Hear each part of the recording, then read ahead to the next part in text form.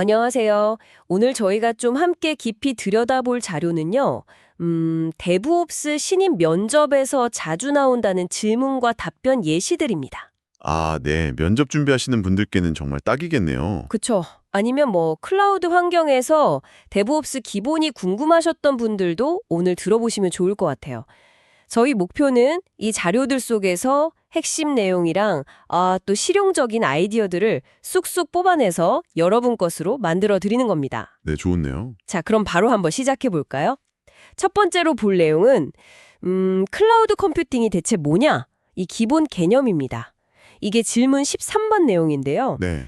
자료에서는 클라우드를 인터넷 통해서 컴퓨팅 자원을 필요할 때마다 쓰고 쓴 만큼 돈 내는 서비스 모델 뭐 이렇게 정의하고 있더라고요. 아주 깔끔하죠? 네, 그렇죠. 핵심을 딱 짚었네요. 자료 답변하신 분도 얘기했지만 이게 직접 써보면 특징이 확 와닿는데 특히 온디맨드 셀프 서비스라는 거예요. 아, 맞아요. AWS 콘솔 같은 데서 그냥 클릭 몇 번 하면 서버가 뚝딱 만들어지잖아요. 이게 진짜 어마어마하죠. 그쵸. 그게 뭐랄까.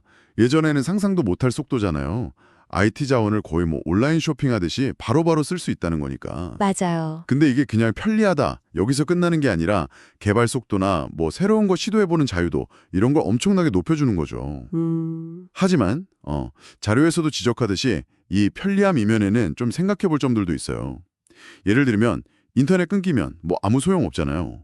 이런 네트워크 의존성 문제. 아, 그쵸. 그리고 또 특정 클라우드 회사 기술에 너무 익숙해지면 나중에 혹시 다른 데로 옮기기 어려워지는 그 벤더 종속성 문제도 생길 수 있고요. 맞아요. 그리고 또 다른 특징, 확장성도 빼놓을 수 없죠. 오토 스케일링 같은 거 쓰면 갑자기 사용자가 막 몰려도 서버 자동으로 늘려주고 또 줄면 다시 줄여주고 네, 그게 참 좋죠. 안정적인 서비스 운영에 진짜 큰 도움이 되잖아요. 만약에 온프레미스, 그러니까 직접 서버 사서 IDC 같은 데 두는 방식이었으면 와, 이런 변화에 대응하기 진짜 힘들었을 거예요. 훨씬 어렵죠. 미리 엄청 많이 사놓거나 아니면 느려지는 걸 감수하거나. 네. 필요할 때 바로바로 늘리고 줄이는 유연성. 이게 클라우드의 진짜 큰 매력 같아요. 그 유연성이 비용 쪽에서도 나타나는 게 바로 쓴 만큼만 낸다는 거잖아요. 아, 네네. 자료 답변자분도 개인 프로젝트 프리티어로 시작해서 조금씩 늘려갔다고 하셨는데 이게 초기 비용 부담을 확 줄여주죠. 맞아요. 근데 이게 또 양날의 검일 수도 있어요. 관리를 좀 소홀히 하면 생각지도 못한 비용이 나올 수 있거든요. 그렇죠. 요금 폭탄 맞을 수도 있죠. 네. 그래서 클라우드 처음 쓰실 때는 비용 구조를 좀 잘 이해하고 내가 지금 뭘 얼마나 쓰고 있는지 계속 확인하는 습관, 이게 정말 중요합니다. 자료 답변자가 비용 관리는 좀 더 공부해야겠다. 이렇게 솔직하게 말한 부분이 있잖아요. 그게 오히려 이런 중요성을 잘 안다는 좋은 신호 같아요. 아, 그러네요. 비용 관리 중요성 말씀하시니까 딱 다음 주제로 넘어가네요. 질문 60번인데요. 클라우드 비용 예측하고 예산 넘지 않게 알림 설정하는 방법에 대한 겁니다. 네, 방금 얘기 나온 것처럼 이게 데브옵스 엔지니어한테 꼭 필요한 역량이죠. 그렇죠. 자료에서는 AWS 기준으로 몇 가지 도구랑 방법을 알려주더라고요. 네, 그 AWS 코스트 엑스플로러랑 AWS 버지츠 이 두 가지가 가장 기본적으로 나오죠. 맞아요. 코스트 엑스플로러는 과거 사용량 보고 앞으로 얼마 나올지 예측해주고 또 어디서 돈이 많이 나가는지 분석할 때 좋다고. 네, 자료 답변자도 이걸로 개인 프로젝트 비용 봤다고 했고요. 그리고 AWS 버지츠는 말 그대로 예산을 딱 정해놓고 뭐 예를 들어 80% 썼다, 100% 넘었다 이럴 때 메일이나 문자로 알림받는 거죠. 네, 최소한의 안전장치라고 할 수 있겠네요. 예상 못한 요금 폭탄 맞는 거 막아주는. 그렇죠. 근데 그냥 알림만 받는 게 아니라 비용 관련 지표를 좀 눈으로 보면서 관리하는 것도 중요하잖아요. 네, 맞아요. 시각화. 그때 이제 클라우드 워치를 쓸 수 있다고 하더라고요. 특정 비용 넘으면 알림 보내거나 심지어 뭐 어떤 조치를 자동으로 하게 할 수도 있고요. SNS랑 연동해서 알림 받고요. 네, 이런 도구들을 잘 쓰면 확실히 도움이 되죠. 이런 도구들 쓰면 비용 관리가 좀 체계적으로 되겠어요. 맞습니다. 근데 이제 이런 도구 사용법 아는 것도 물론 중요한데 좀 더 큰 그림에서 보면요. 왜 데브옵스 엔지니어가 비용까지 신경 써야 하나? 이걸 이해하는 게 더 핵심인 것 같아요. 아, 단순히 기술 구현만 하는 게 아니라 그렇죠. 비즈니스 관점에서 효율성까지 고민해야 한다는 거죠. 그래서 자료에서도 보면 추가적인 실무 팁 같은 것도 나오잖아요. 예를 들어 태깅 전략. 태그 붙이는 거요? 네, 모든 자원에 뭐 프로젝트 이름, 팀 이름 이게 개발용인지 운영용인지 이런 태그를 일관성 있게 잘 붙여두면 나중에 어떤 팀, 어떤 서비스에서 비용이 얼마나 나오는지 추적하기가 훨씬 쉬워져요. 오, 그렇군요. 또 뭐 오랫동안 쓸 자원이면 리저브드 인스턴스나 세이빙스 플랜 같은 거 활용해서 할인받는 방법도 있고요. 주기적으로 안 쓰는 자원들, 뭐 예를 들어 연결 안 된 EBS 볼륨이나 오래된 스냅샷 같은 거 찾아 지우는 습관도 중요하고요. 이게 쌓이면 꽤 되거든요. 이야, 진짜 관리할 게 많네요. 그 자료 답변에서 좀 인상 깊었던 게, 뭐 복잡한 비용 최적화 경험은 솔직히 부족하다, 이렇게 인정하면서도 기본 모니터링이나 알림 설정은 할 줄 알고 앞으로 피놉스 같은 것도 배우겠다, 이런 의지를 보여준 거였어요. 네, 맞아요. 그게 참 중요하죠, 신입에게는요. 신입한테는 이런 자세가 되게 중요하게 보일 것 같아요. 정확합니다. 기술 깊이도 물론 중요하지만 이런 비용 효율성 같은 비즈니스 쪽까지 생각하려는 태도, 그리고 배우려는 의지, 이게 또 신입한테 기대하는 중요한 점이거든요. 자, 그럼 다음 주제 데이터베이스로 넘어가 보죠. 질문 25번, RDS가 뭔가요? 입니다. RDS, 네. 자료에서는 RDS를 AWS의 관리형, 관기형 데이터베이스 서비스다, 이렇게 소개하는데 이 관리형이란 말이 핵심인 것 같아요. 그쵸. 관리형. 이게 무슨 뜻이냐면 그 데이터베이스 설치하고 OS 패치하고 백업하고 고가형성 구성하고 이런 귀찮고 시간 많이 드는 운영 업무 있잖아요. 네네. 이걸 AWS가 상당 부분 대신 해준다는 거죠. 덕분에 이제 개발자나 데브옵스 엔지니어는 이런 인프라 관리 부담 좀 덜고 애플리케이션 개발이나 데이터 관리에 더 집중할 수 있게 되는 거고요. 자료 답변자도 직접 MySQL 서버에 깔고 관리했던 경험이랑 비교하면서 RDS가 편하다고 얘기하더라고요. 네, 그쵸. 저도 예전에 직접 해봤는데, 와, 진짜 할 거 많거든요.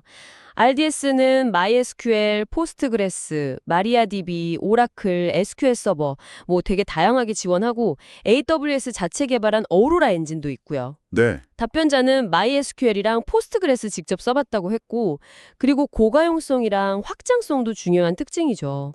멀티 에이지 옵션 켜면 여러 데이터 센터에 자동으로 복제해놓고 장애 나면 알아서 넘겨주니까 서비스 중단 거의 없고, 네, 안정성이 확 올라가죠. 또 리드 레플리카 추가하면 읽기 성능 높일 수 있고, 필요하면 뭐 DB 서버 사양 높이거나 수직 확장, 아니면 인스턴스 늘리는 방식, 수평 확장, 어로라 같은 경우로 확장도 되고요. 네, 여러 가지 방법이 있죠. 자료 보니까 토이 프로젝트 경험을 되게 구체적으로 설명했던데요.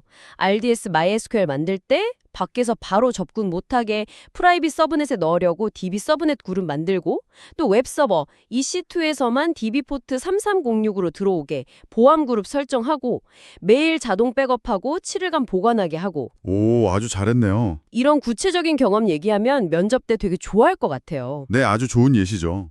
근데 여기서 보안 얘기를 조금만 더 하면요. 자료에서도 나왔지만 RDS 인스턴스에 퍼블릭 액세스 허용 옵션 켜는 거, 이건 절대 하면 안 됩니다. 아, 맞아. 절대 금지. 네, 이건 뭐 기본 중에 기본이고요. 네트워크 접근 제어 말고도 IAM DB 인증 써서 사용자별로 권한 세세하게 관리하거나 데이터 주고받을 때랑 저장할 때 모두 암호화하는 설정 같은 거, 이것도 꼭 신경 써야 하고요. 필수적인 것들이네요. 네, 자료 답변자가 이런 기본적인 건 잘 아는데, 뭐 어로라 서버리스나 글로벌 DB 같은 고급 기능, 성능 튜닝, 쿼리 최적화, 아니면 실제 운영 환경에서 모니터링이나 트러블 슈팅 경험은 아직 부족하다, 이렇게 또 솔직하게 인정하는 모습도 좋았어요. 그러면서 배우겠다는 의지도 보여주고. 맞아요. 내가 지금 뭘 알고 뭘 모르는지 명확히 알고 앞으로 뭘 더 배우고 싶은지 구체적으로 말하는 거. 이게 성장 의지를 보여주는 거라 아주 중요합니다. 그냥 모른다고만 하는 거랑은 완전 다르죠. 자, 이제 네 번째 주제인데요. 와, 이건 진짜 생각만 해도 좀 등골이 서늘해지는 상황인데. 네, 뭔가요? 질문 1번이요. 실수로 운영 환경 VPC를 테라폼 디스트로이로 날렸습니다. 복구 안 된다는 걸 알게 된 순간 다음 행동은, 와, 진짜 아찔하네요. 와, 그렇죠. 상상만 해도 끔찍한데요. 이런 상황 오면 진짜 팔릭하기 쉬운데 자료에서도 강조하듯이 제일 중요한 건 침착하게 그리고 체계적으로 대응하는 거예요. 네. 혼자 어떻게 해보겠다고 막 시간 보내는 게 최악입니다, 진짜. 네, 자료에서 제시하는 대응 순서가 되게 현실적이더라고요. 첫 번째 단계, 1, 2분 안에 즉시 상황 보고. 그렇죠. 바로 알려야죠. 팀 리더나 시니어한테 최대한 빨리 정확하게 어떤 명령어 쳤고 어떤 환경에서 문제 터졌는지 명확하게 전달해야 한다고. 네.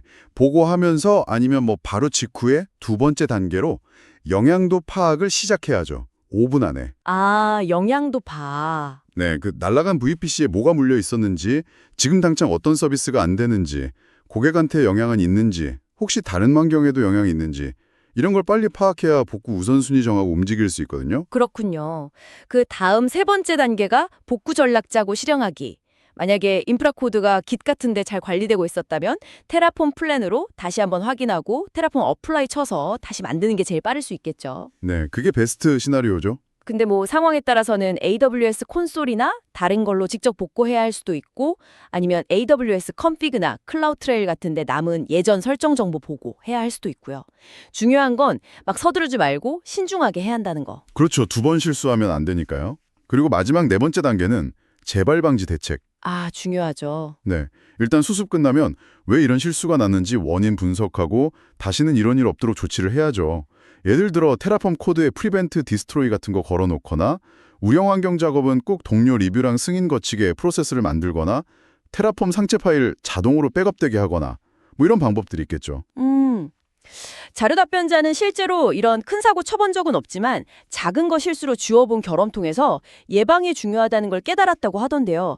이게 진짜 핵심 같아요. 사고 대응도 중요하지만 애초에 사고 안 나게 막는 게 훨씬 중요하잖아요. 바로 그겁니다. 이 질문의 진짜 의도는 그냥 위기대처 능력만 보려는 게 아니라 평소에 얼마나 신중하게 일하는지, 안전 절차를 중요하게 생각하는지, 그리고 실수를 통해서 배우고 개선하는 자세가 있는지 이걸 보려는 거예요. 아하, 운영용 작업은 항상 긴장하고 플랜으로 꼭 확인하고 가능하면 자동화된 파이프라인 통해서 하는 게 기본이죠. 신중함과 프로세스 준수, 데브옵스 엔지니어한테 정말 중요하겠네요. 자, 이제 마지막 다섯 번째 주제로 가볼게요. 질문 53번. AWS 시크릿 매니저나 하시코프 볼트 같은 보안 도구가 왜 필요한가요? 입니다. 아, 민감 정보 관리. 네. 이건 진짜 타협하면 안 되는 영역이죠. 맞습니다. 앱에서 쓰는 DB 비밀번호, API 키, 인증서 이런 민감 정보들 이거 어떻게 관리해야 할까요? 자료에서 나온 절대 하면 안 되는 방식들 먼저 보면 왜 필요한지 확 와닿죠. 네. 예를 들면 환경 변수에 그냥 텍스트로 저장하는 거. export API k equal 아니면 소스 코드나 설정 파일에 그냥 박아 넣는 거. 패스워드 equal secret. 심지어 기세 커밋하는 거. 최악이죠. 기세 올리는 건. 네. 이런 거 다 진짜 심각한 보안 사고로 이어질 수 있는 엄청 위험한 방법들이죠. 그렇죠. 생각만 해도 아찔하네요. 그럼 시크릿 매니저나 볼트 같은 도구들은 이런 걸 어떻게 해결해 주나요? 자료 보니까 핵심 기능이 몇 개 있던데요. 첫째, 민감 정보를 암호화해서 안전하게 저장한다. 네. 둘째, IM 역할이나 정책 기반으로 누가 어디까지 접근할지 세밀하게 접근 제어를 할 수 있다. 그렇죠. 권한 관리. 셋째, 누가 언제 뭐에 접근했는지 감사 로그를 남겨서 추적할 수 있게 한다. 넷째, 주기적으로 비밀번호 같은 거 자동으로 바꿔주는 자동 로테이션 기능도 있다. 네, 맞아요. 이런 기능들 덕분에 민감 정보를 좀 안전하게 관리하고 쓸 수 있게 되는 거죠. 자료 답변자는 AWS 시크릿 매니저 써본 경험을 얘기하는데 파이썬 코드에서 보토3 라이브러리로 런타임에 안전하게 비번 가져오는 예시나 테라폼 코드에서 AWS 시크릿 매니저 시크릿 이걸로 RDS 만들 때 비번을 코드에 안 쓰고 연동하는 예시 같은 걸 보여주더라고요. 이런 구체적인 사용 경험이 있으면 면접 때 당연히 좋게 보겠죠. 자료에 볼트랑 시크릿 매니저 비교한 표도 있던데요.